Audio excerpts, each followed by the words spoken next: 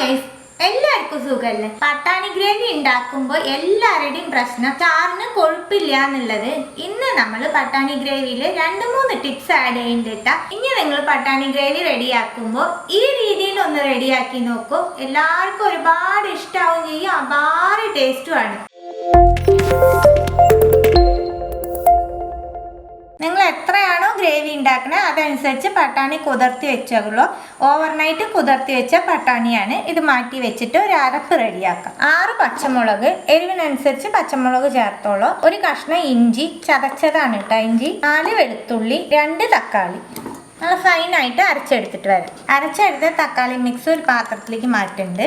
അതേ ജാറിലേക്ക് 2 table spoon പച്ചപ്പട്ടാണിയാണ് ചേർക്കണേ. പച്ചപ്പട്ടാണി എന്ന് പറഞ്ഞത് വേവിക്കാത്തത് കേട്ടോ. നല്ല ഫൈനായിട്ട് അരച്ചെടുത്തിട്ട് വരാം. 1 ടേബിൾ സ്പൂൺ ഓയിൽ ചേർക്കുന്നുണ്ട്. ചെറിയ കഷ്ണം പട്ട, 2 ഗ്രാമ്പ്, 2 ഏലക്ക, 5-6 കുരുമുളക്, 1/4 ടീസ്പൂൺ പെരിഞ്ജീരകം, 1/4 ടീസ്പൂൺ ചെറിയ ജീരകം, 2 ചുവന്ന മുളക്, 1 സവാള ചെറുതായിട്ട് മുറിച്ചു. കുറച്ച് വേവിക്കില്ല.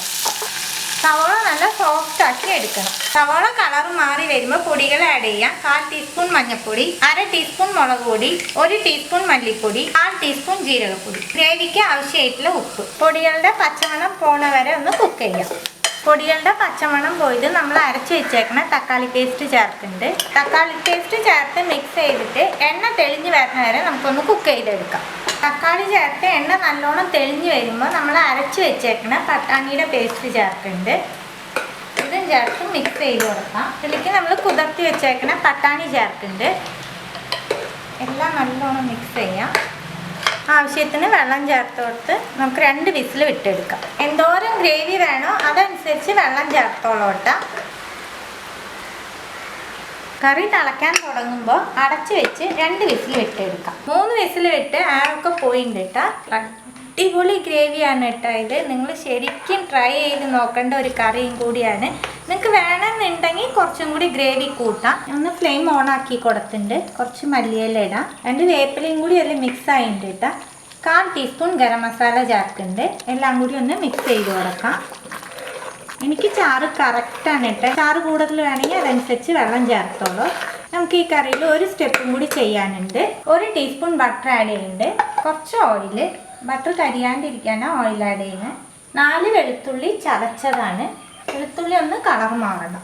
ഞാൻ പറഞ്ഞ 2 സ്റ്റെപ്പ് ഇതൊക്കെയാണ് കേട്ടോ. 1 പട്ടാണി അരച്ച് ചേർക്കുക, പിന്നെ ലാസ്റ്റ് ബട്ടറിൽ വെളുത്തുള്ളി ഒന്ന് മൂപ്പിച്ച് കറിയിൽ ചേർക്കുക. ഈ 2 സ്റ്റെപ്പും കൂടി ചേർത്ത് നമ്മൾ കറി ഉണ്ടാക്കുമ്പോൾ അത്രയ്ക്കും ടേസ്റ്റാണ് കേട്ടോ കറിക്ക്.